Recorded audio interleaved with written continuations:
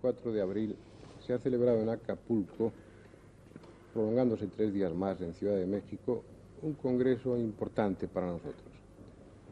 Importante por el tema que se trató. Era un congreso sobre ovnis. Importante por el número y la calidad de los que allí acudieron a presentar sus ponencias. Fue un congreso organizado por el licenciado Guillermo Bravo, presidente del CIFOP, Centro de Investigación e Información sobre el fenómeno ovni y parapsicología. A ese congreso asistieron 2 españoles, Andrea Faber-Kaiser y Antonio Rivera. Tenemos aquí con nosotros a Antonio Rivera para contestar a nuestras preguntas, para informarnos cumplidamente de qué fue lo que sucedió en ese congreso. Y tenemos también a un investigador importante en este terreno, muy importante, Juan José Benítez, que además de interesado, estudioso e investigador del fenómeno ovni, es un agudo periodista y probablemente sepa exprimir a Antonio Rivera lo suficiente para que suelte toda esa información que tanto nos interesaría escuchar. Antonio, ¿qué personas fueron, qué personas y qué investigadores conviene destacar de todos los que asistieron a ese congreso de Acapulco? En total fueron unos 25 investigadores de todo el mundo, pero con mayoría de América y con mayoría dentro de América de los norteamericanos.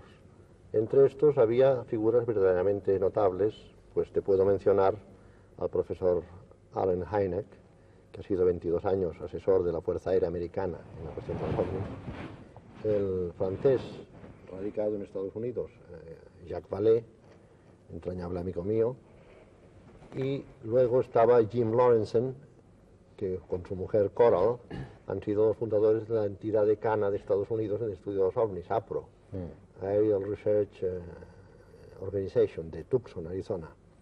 Y luego habían unos cuantos jóvenes investigadores que no son muy conocidos en nuestras latitudes, pero de un valor enorme, que como son Ray Stanford, que dirige el proyecto Starlight, del que, si te parece, luego hablaremos en detalle porque es muy importante. Luego estaba también Walter Andrews, del MUFON, y entre los hispanoparlantes pues estábamos, como has dicho tú, Andreas Faber y yo, y luego habían el argentino Fabio Cerpa, que presentó el caso de Dionisio Yanga, que es muy importante para mí, uno de los casos clave del fenómeno ovni. Y luego estaban también, pues, naturalmente, todos los mexicanos, Pedro Ferriz, que es el alma y el motor del estudio de los ovni en México desde hace mucho tiempo. Naturalmente el organizador, el licenciado Guillermo Bravo. Luego habían el danés mayor Hans Petersen, que es mayor de la aviación danesa. Estaba luego Coleman von Kivixi, que es un húngaro, un antiguo militar húngaro que está actualmente adjunto a las Naciones Unidas, donde ha insistido mucho para que se haga la luz sobre el problema de los ovnis. Y tuvimos un invitado especial, que fue Sir Eric Gairy, primer ministro de la isla de Grenada, en el Caribe, y que es un hombre que valientemente ha puesto el problema de los ovnis sobre el tapete en las Naciones Unidas, y que volverá a hacerlo, volverá a insistir en ello. Quizá lo único que yo le reprocharía es que sea un país tan pequeño, con poco peso específico. Sería más importante un país como España mismo, o como Inglaterra, pero claro, Grenada es un poco un país de turismo, ¿no? Pues estos yo creo que fueron a grandes rasgos los participantes más importantes en el simposio, más algunos que pertenecen a lo que yo llamaría el género contactico o contacto, porque el Congreso tuvo esas 2 vertientes. Por un lado los científicos serios tipo Hynek, tipo Vallée, y por el otro lado los señores que cuentan sus experiencias a bordo de naves espaciales, que de todo hay en la Viña del Señor y de todo hay en los congresos de ufología. O sea que si ahora quiere Juanjo empezar con sus preguntas, estoy a su entera disposición. Yo te haría 1.000.000 de preguntas, ¿no? Pero me gustaría empezar, si te parece, por el final. ¿Tú qué conclusión crees que es la que se puede sacar de este congreso como más importante? ¿Cuáles conclusiones son las que realmente pueden aportar algo hoy, en estos momentos, en 1977, al apasionante tema de los ovnis? Me parece una manera estupenda de empezar el interrogatorio, por decirlo así, además que demuestra tu veteranía periodística, porque precisamente has puesto el dedo en la llaga. La prensa mexicana nos atacó mucho, atacó al Congreso diciendo que no habíamos llegado a ninguna conclusión, y esto es falso, porque se llegó a una conclusión importantísima, en la que todos estuvimos de acuerdo, y es la de que el fenómeno OVNI existe. El fenómeno OVNI es algo real, algo que está ocurriendo en este momento en este planeta. Esto por mí, para mi modesto entender, ya es muy importante. Ahora bien, lo que desconcertó a la prensa mexicana fue la disparidad de teorías que se expusieron. Es decir, y el no haber una unanimidad en el enfoque sobre el problema. Hubo desde los ponentes como John Keel, que no creen que el OVNI sea un fenómeno de origen extraterrestre, hasta, como te decía antes, los contactos como Enrique Castillo de Colombia, que nos contó sus 3 paseos a bordo de un platillo volante extraterrestre. O sea que dentro de estos 2 extremos cabía todo. Ahora bien, lo que no se dieron cuenta los periodistas mexicanos, y con eso no los estoy atacando ni mucho menos, porque son estimables amigos míos muchos de ellos, es que no se trataba de un congreso de arquitectura, ni de un congreso de ginecología, por ejemplo, ni de un congreso de filatelia, sino de un congreso de ufología. Y la ufología es una ciencia, como dicen los ingleses, on the making, que se está haciendo. Es decir, que la estamos haciendo entre todos nosotros, entre tú, entre Fernando, entre todos los que nos interesamos por esta ciencia.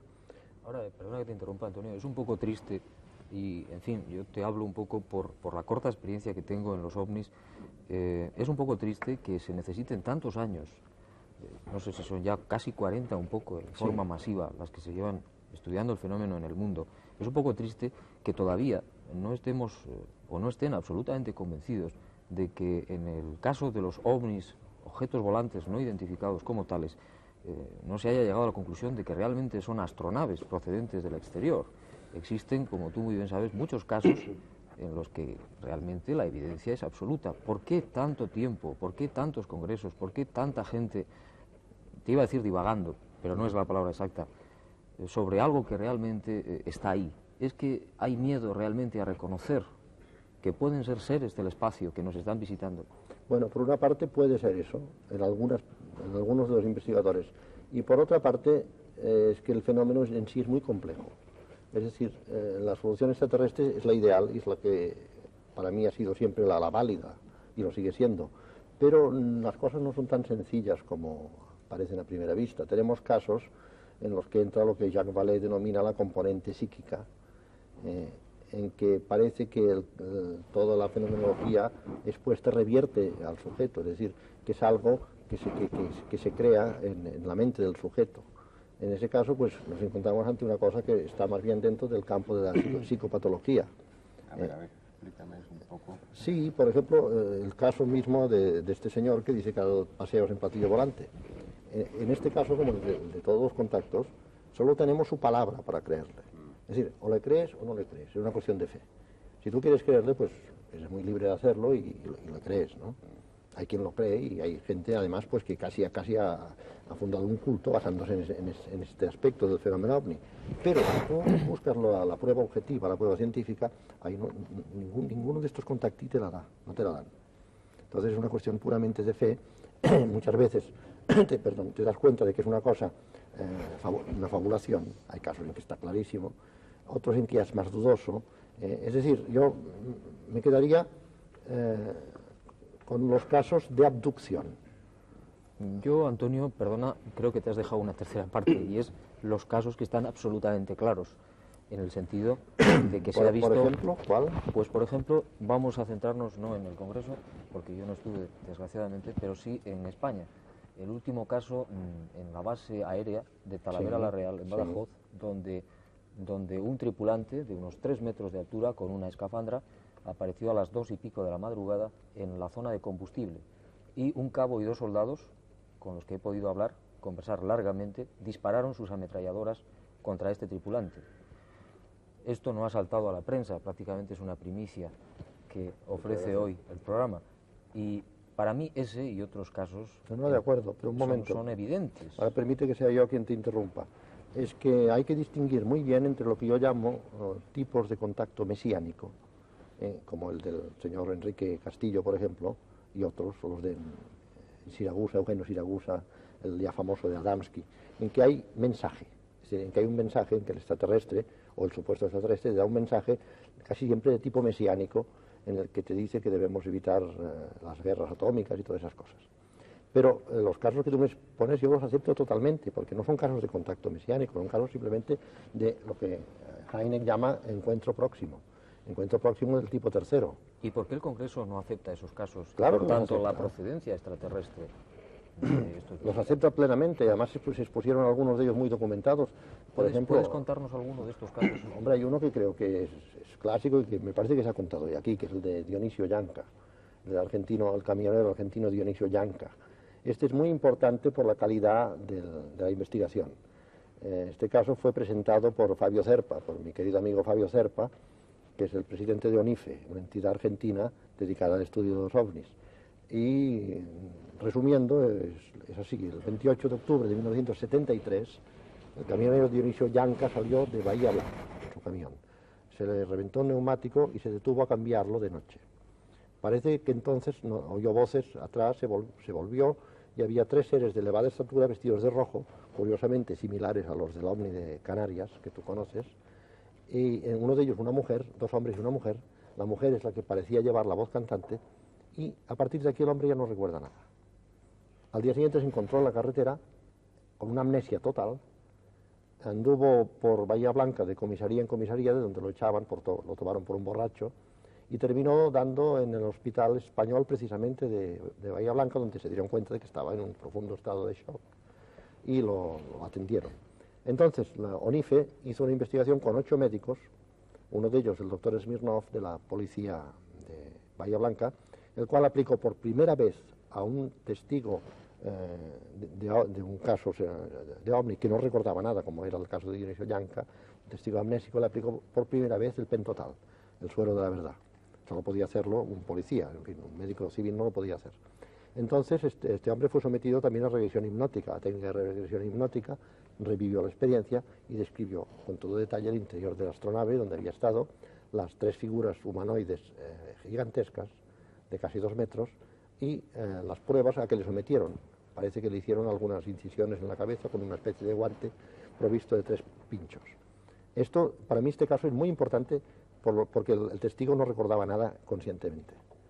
No es un caso en el que, como el de Enrique Castillo y otros, en que te cuentan con todo pelos y señales su estancia a bordo del OVNI, el mensaje. Además resulta que los extraterrestres siempre son muy guapos, muy buenos. Bueno, yo en eso no estoy de acuerdo contigo, Antonio, porque realmente creo que hay muchos testimonios de tripulantes Sí. Que realmente no tienen nada absolutamente de guapo, sino todo lo contrario, son seres que realmente infunden un cierto o bastante No, pero sí, yo creo terror. que abundan. Estadísticamente son superiores los humanoides repelentes, podríamos decir. Estadísticamente son muy superiores. Es decir, estos casos son interesantes, el de Dionisio Yanca, porque son, como diría M. Michel, un poco virgilianos, es decir, un poco raros. Lo que abunda más es el humanoide pequeño y cabezón, y muchas veces peludo y repelente. Sí. Este es el que abunda más estadísticamente hablando. Creo que hay un tema también muy interesante en el Congreso, que apuntaba antes Fernando, que es el de la participación española. ¿Podrías hablar un poco de Bueno, qué, esto para mí, en claro, qué ha es un poco consistido? violento porque tendré que hablar de mí, ¿no? Y tendré que hablar de Andreas, pero prefiero hablar primero de Andreas. Andreas presentó algo que fue posible gracias a ti, precisamente, que son los 12 casos que tú conseguiste sacar del Ministerio del Aire y que son realmente impresionantes, especialmente el último, el del verano del 76 en Canarias, sobre Maspalomas. Ese es realmente impresionante, porque todas las diapositivas en que se ve la enorme esfera luminosa, con los 3 seres curiosamente idénticos a los del caso de Dionisio Yanca en su interior. Creo que el testigo fue el doctor Padrón, más el chofer, el taxi, etcétera. Sí, efectivamente. Luego he sabido, por fuentes quizá que tú no tengas, que aparecieron 200 reses muertas en la región, sin sangre y sin aparato genital. ¿Tú sabías algo de eso? Sí, yo recuerdo que estuve haciendo la investigación cuando se produjo el primer avistamiento, Esto es clásico. porque ha habido 2 posteriores muy similares en Gran Canaria, de seres de casi 3 metros de altura y una tecnología indudablemente avanzadísima. No, esto es evidente, claro. Y recuerdo que comenté con algunos periodistas el caso de las reses, pero lo que sí te puedo asegurar es que después de rastrear la isla por completo no pude dar con ninguna de estas reses. Entonces no sé si realmente pudo existir esto o si realmente yo no llegué a investigar bien el terreno. Eso vino de una información confidencial que no puedo revelar porque no estoy autorizado a hacerlo. Ahora, a mí me da la sensación de que ese tipo de seres, Sí. con esa tecnología súper avanzada que dio este médico y aproximadamente 15 testigos, que fue fotografiado posteriormente al sur y que fue visto en las otras islas, dudo que tuvieran interés en analizar tipos de animales, puesto que no coinciden en su aspecto ni en su tecnología con los que realmente a veces parece ser que se dedican a estas investigaciones, aunque es una hipótesis. Sí, estoy de acuerdo. Tú planteabas, Antonio, que en el Congreso había dos tendencias, una considerar que estos ovnis son de procedencia extraterrestre y otra tendencia afirmando o lanzando la hipótesis de que puedan provenir de nuestro propio planeta. Sí. ¿Qué argumentos se emplean para explicar esa diferente tecnología en ese grado tan grande de diferencia? Dentro de la hipótesis extraterrestre, si me permites, y continuando lo que me preguntaba antes Juanjo, expondré brevísimamente mi ponencia, porque está precisamente dentro de la hipótesis extraterrestre. Yo presenté lo que llamo la hipótesis marciana, que he publicado, ya no es nada nuevo, lo que hice fue presentarla ampliada. Y en sí es una hipótesis perfecta, pero vas a ver, es solo una tajada del pastel. Yo comparo esto a un enorme pastel de bodas, por ejemplo esta mesa, y de la que yo me como una tajada así. Esta tajada es la hipótesis extraterrestre, que en sí es coherente, es perfecta, pero nos queda fuera todo el resto del pastel, ¿no? Que es el que no nos podemos tragar. Y el resto del pastel están los seres de 3 metros, están los efectos parapsicológicos, está la posibilidad de que vengan del futuro, está la posibilidad de los universos paralelos, está todas esas otras posibilidades. La posibilidad de que sean de la Tierra. O sea que mi modesta tajada pues explica, basándome sobre todo en algo que es clásico, que es los ciclos bienales, alrededor de las oposiciones de Marte cada 26 meses hay una cresta en el número de observaciones. Esto es cierto incluso ahora. Y en un caso americano, el caso de Gary Wilcox, que tuvo un diálogo posiblemente mental con unos humanoides pequeños que le dijeron que venían de Marte y que solo podían venir cada 2 años. Este caso es muy importante porque Gary Wilcox fue psicoanalizado por el doctor Bertolt Schwarz, el cual llegó a la conclusión de que no mentía al chico y que no podía, por su contexto mental, no podía conocer una cosa tan abstrusa como es el ciclo bienal, ¿no? Ahora bien, yendo a lo que tú me preguntas, los dos extremos podrían estar polarizados por John Keel, que no cree en absoluto que los ovnis sean extraterrestres, sino que dice que son la otra raza que convive con nosotros, quizá desde siempre en la Tierra, y da como posible origen de esta otra raza el fondo de los mares, o el fondo de la Tierra mismo, el interior de la Tierra, admitiendo la posibilidad también de universos paralelos, de que procedan de un universo paralelo. ¿Pero en qué se apoya para mantener esa... Bueno, se apoya en una casuística muy rica. Yo estuve cenando con él una noche y realmente me sorprendió porque me habló de la curiosísima oleada de aviones fantasmas de Escandinavia de los años 30, que yo menciono en uno de mis libros, pero me dijo que no solamente hubo aviones, sino que hubo barcos y submarinos, cosa que yo no sabía. Me dejó realmente muy sorprendido.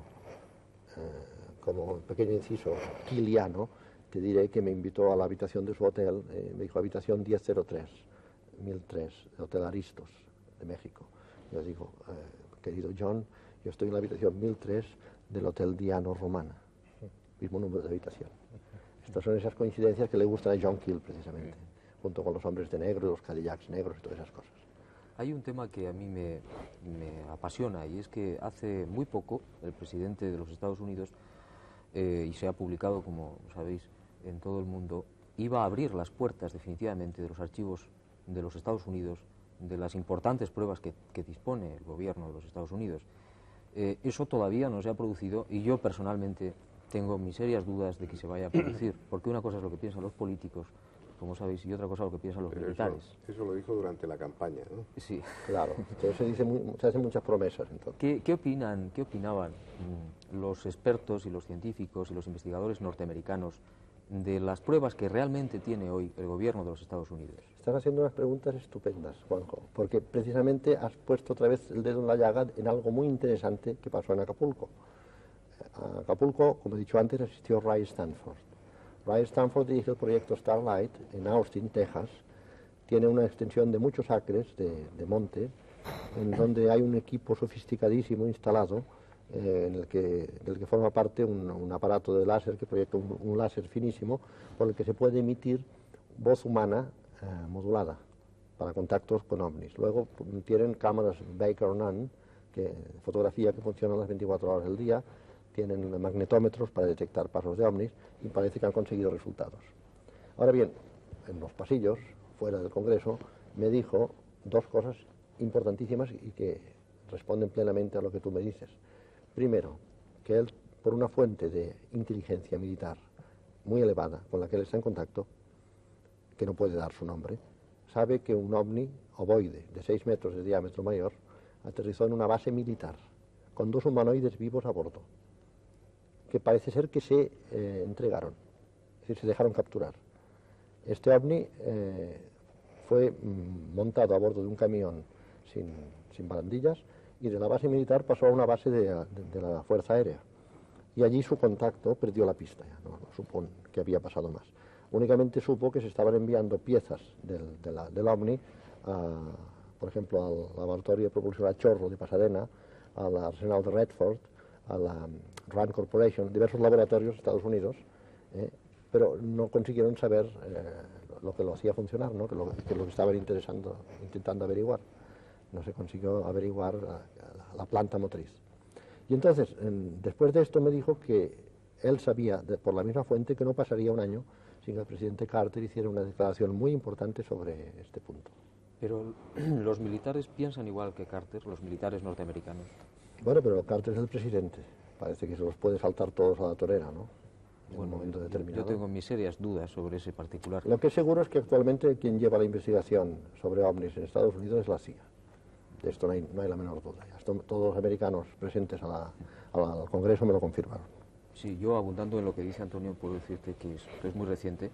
El gobierno de los Estados Unidos se ha interesado vivamente, también lo sé un poco marginalmente, en un caso que se ha producido en Vizcaya, en la zona minera de Gallarta, donde descendieron 4 noches seguidas, 4 naves, que fueron captadas en los radares militares. Ahí se ha interesado. Entonces, se está realizando una investigación oficial, absolutamente confidencial, por supuesto, como siempre, y el gobierno de los Estados Unidos es uno de los primeros que ha tomado interés en el asunto. Entonces, yo enlazo con otra pregunta, si me lo permites.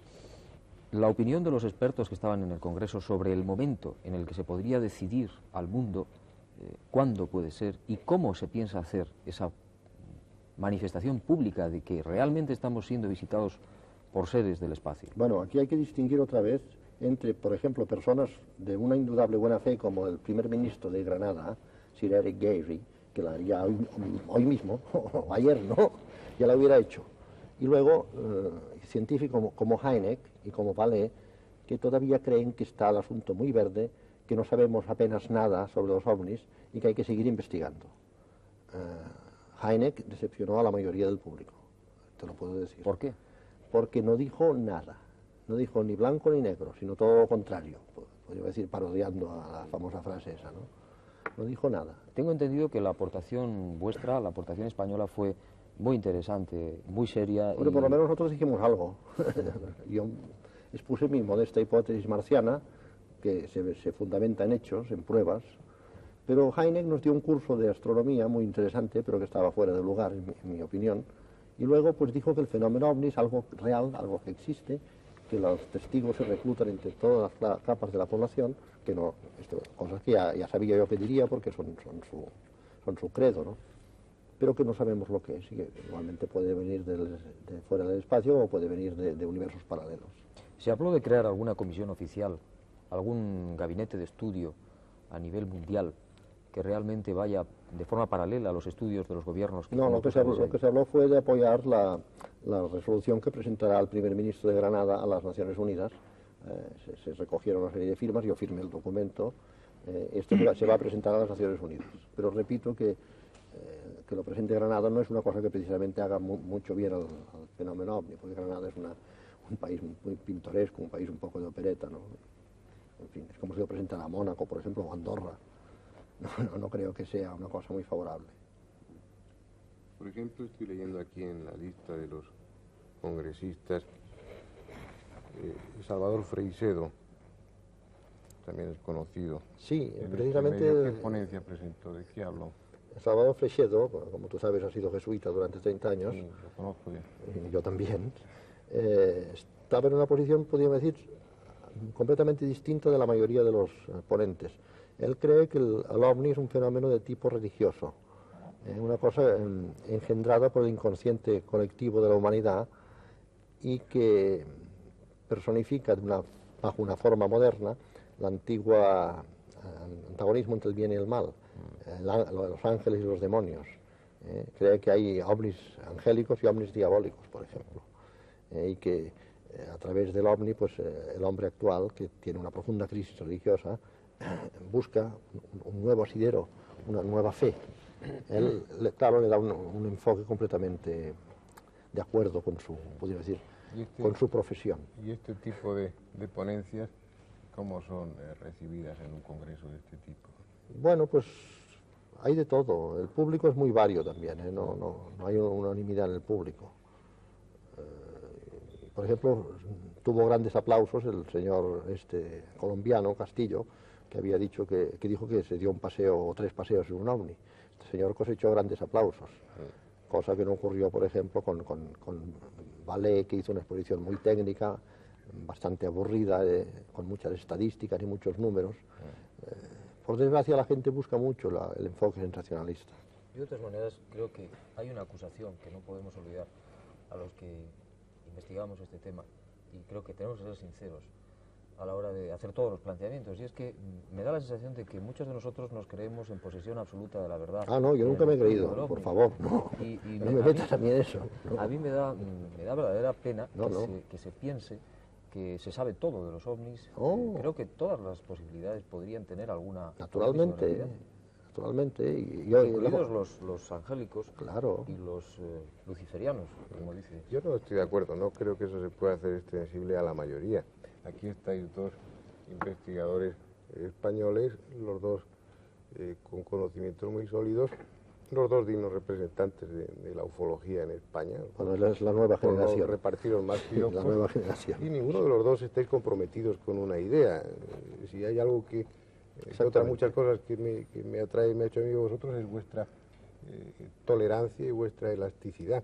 Y conozco otros muchos, y vosotros conocéis, que están en el mismo plano. Lo que pasa es que nunca faltan entre los investigadores, pues pasa lo que entre la gente que no investiga también. Hay de todo tipo, los hay que están un poco locos y algunos pues no lo saben ocultar bien. Perdona, Fernando, lo que yo no puedo soportar es el dogmatismo. Es decir, yo creo que los dogmatismos son inadmisibles en todo, y sobre todo en una cosa que se está, como he dicho antes, que se está gestando, que no hemos llegado todavía a una conclusión definitiva. No podemos ser dogmáticos en absoluto.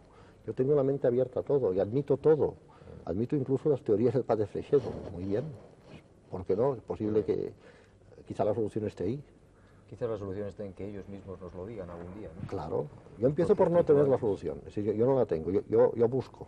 Yo soy un hombre que busca, como diría Rilke. Du siehst das Sucharbin, como he lucido mi alemán. Ya que os tengo a los 2 aquí, os voy a traspasar una pregunta que a mí me hacen con frecuencia y que está en el ánimo de la gente y que me parece lógica, que es el por qué no entran en contacto abierto con nosotros los terrestres. Esta es la pregunta que nos hemos hecho todos durante años. Para responderla creo que tendría que ser uno de ellos. Claro. Yo opino un poco como Antonio, aunque creo que quizás podríamos barajar totalmente como hipótesis, naturalmente, no como cosa confirmada, 2 posibilidades, quizás una que a ellos no les interese por alguna razón o por muchas razones, y otra quizás que el grado de evolución de esta civilización nuestra pues no esté suficientemente alto como para soportar el impacto de una raza o de unas razas que pueden llevarnos millones o miles de años, o ser simplemente distintas. Tú conoces la directriz de la RAND Corporation, es muy importante. La NASA pidió a la RAND Corporation una directriz, una normativa para el caso lejano, porque no es para mañana, en que los astronautas terrestres llegaran a un planeta habitado por una raza inteligente. La respuesta de la NASA se aplica, invirtiendo en evaluación propasiva, a lo que está pasando con los ovnis. Primero, un periodo de reconocimiento que podría durar años, sin establecer contacto. 10 años, creo que se 10 años, sí. pero podía durar más. En recogida de muestras, que es lo que están haciendo también, recogida de muestras, y luego si los datos recogidos y pasados por ordenador demuestran que el contacto podía ser nocivo para la cultura autóctona, no establecer contacto. Porque en la Tierra tenemos ejemplos a docenas de culturas destruidas por el contacto con una cultura superior. Los pieles rojas americanos, en fin, tantas, ¿no? Entonces, mejor no establecer contacto. Podría ser esa una de las razones. Otra, que es la que yo expongo en mi hipótesis marciana, la de que lo que les está interesando realmente en la Tierra no es el Homo sapiens, sino algo que la Tierra tiene y que ellos no tienen. De ahí la recogida de muestras, sobre todo de tipo vegetal, que para un planeta en regresión como es Marte, mi paisano Oro dice que está en una fase seca, que ha tenido mucha agua en otro tiempo, pero actualmente está en una fase seca, pues este planeta, claro, necesitaría pues muchas cosas que aquí son normales y corrientes, como son vegetales, por ejemplo. A mí quizás lo que me apasiona de todo esto es que en el estudio de los tripulantes, la mayor parte de ellos, los que más o menos hemos podido investigar, son muy similares en cuanto al ser humano, con sus diferencias de alturas y de en fin, aspectos secundarios. Eso yo pienso que tiene que darnos una gran esperanza de que la vida en el cosmos, en la galaxia, tiene que ser una constante, una cosa común realmente. De acuerdo. Bueno, yo voy a hacer una pregunta, sobre todo a ti, Antonio. ¿Crees que queda tema respecto al Congreso para seguir hablando en otro programa? Lo digo porque ya hemos agotado el tiempo. Hombre, mira, no he mencionado una de las ponencias que para mí fueron más interesantes, que fue la que presentó el profesor Jim Hurtak, de la Universidad de California, sobre unas sensacionales fotografías del Mariner 9 que muestran, cuidado con lo que voy a decir, pirámides. Te iba a decir que no lo dijeras, pero ya lo has dicho. Ya lo he dicho, pirámides en Marte. Hablaremos de eso y hablaremos y algo del más espacio, que pirámides. Algo más no lo digo, eso sí me lo callo. Algo más. De acuerdo, muchas gracias a los dos y seguiremos con este tema. Gracias, buenas tardes.